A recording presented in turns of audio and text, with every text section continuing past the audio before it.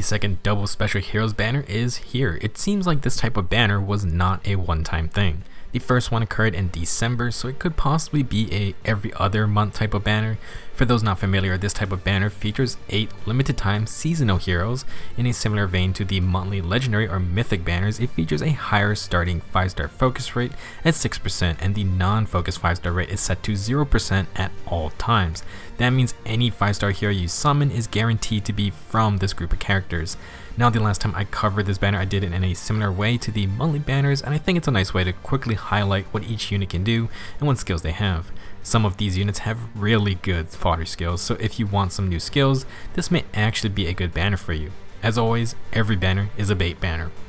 First, in the red group, we have Bridal Sigrun. She is a sword flyer with a lot of speed, but has some pretty low HP, so do be careful of that. Her Cake Cutter Plus is an inheritable sword that has built-in Swift Sparrow. An extra +4 attack and speed on initiations ain't bad for a fun weapon, and you can refine with even more attack and speed too.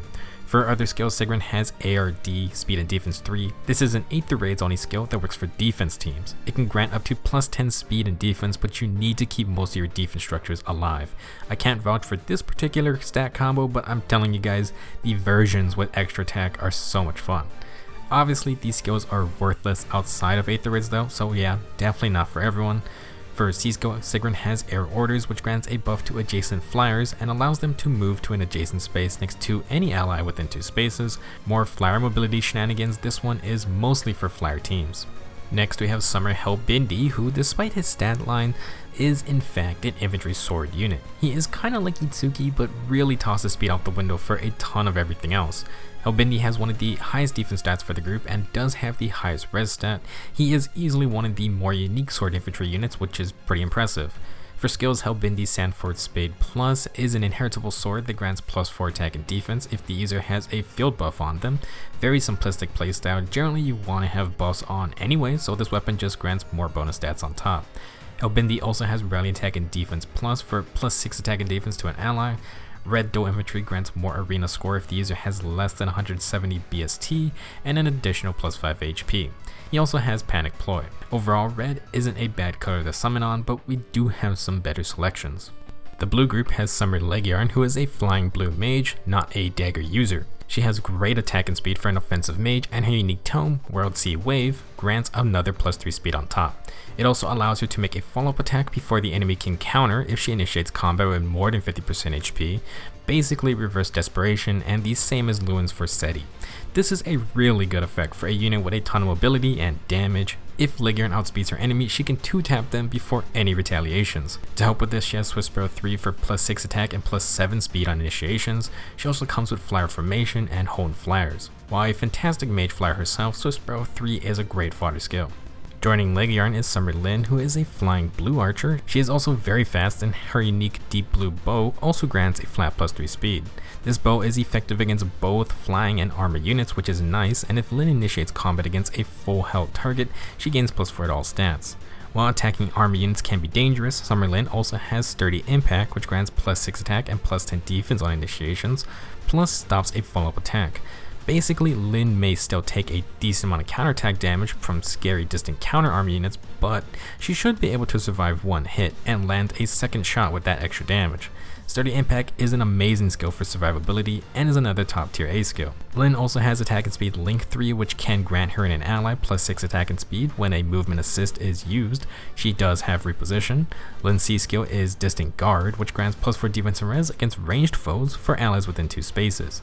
The blue group is really good, 2 very awesome blue flyers with 2 really strong A skills.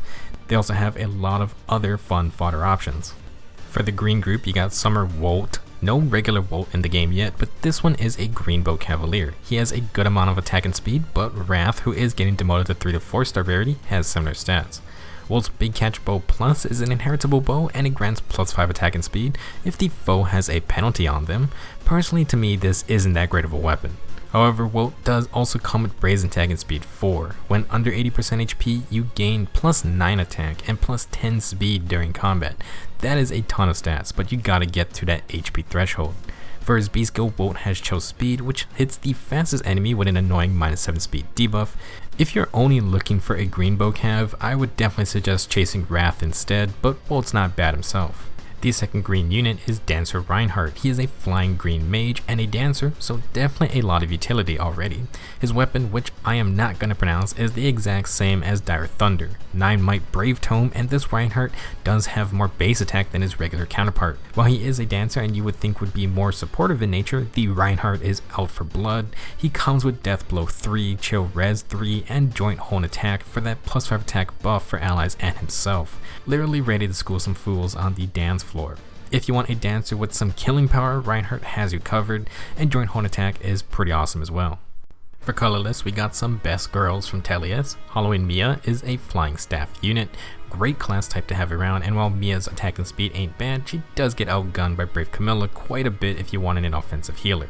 Still, Halloween Mia's rise to fame comes from her inheritable staff, the Witchy Wand Plus. This staff resets special cooldown of the target and foes within 2 spaces. It also hits them with the guard stats effect. This staff is super good, especially fun for Rooker sieges, and is one of the most annoying staffs you can have. Specials are incredibly powerful, and Mia can reset special counts safely because you can just refine the staff with Dazzling Staff. The Melancholy staff that regular Soak has does the same thing, but this might be a great time to chase after it. For other skills, Mia has Recover Plus and Heavenly Light, perfectly good healing skills. She also has Speed and Res Bond, which is on 4-star Tethys. Hone Flyers is still really hard to get, but man, it does a lot of work for Flyer Emblem teams. Last, we have Dancer Nephany. She is a colorless infantry archer and the only dancer with a bow, I think.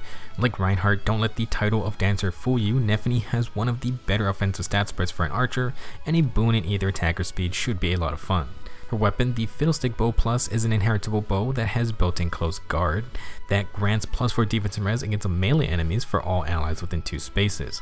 A neat supportive weapon, and you can stack this with the new close guard sacred seal as well. Caldera Dance is a dancer only skill that grants +3 attack and +4 defense to the ally that gets danced. Nephany then has Speed Tactic, which is one of the tougher tactic buffs to get and grants a really good +6 speed.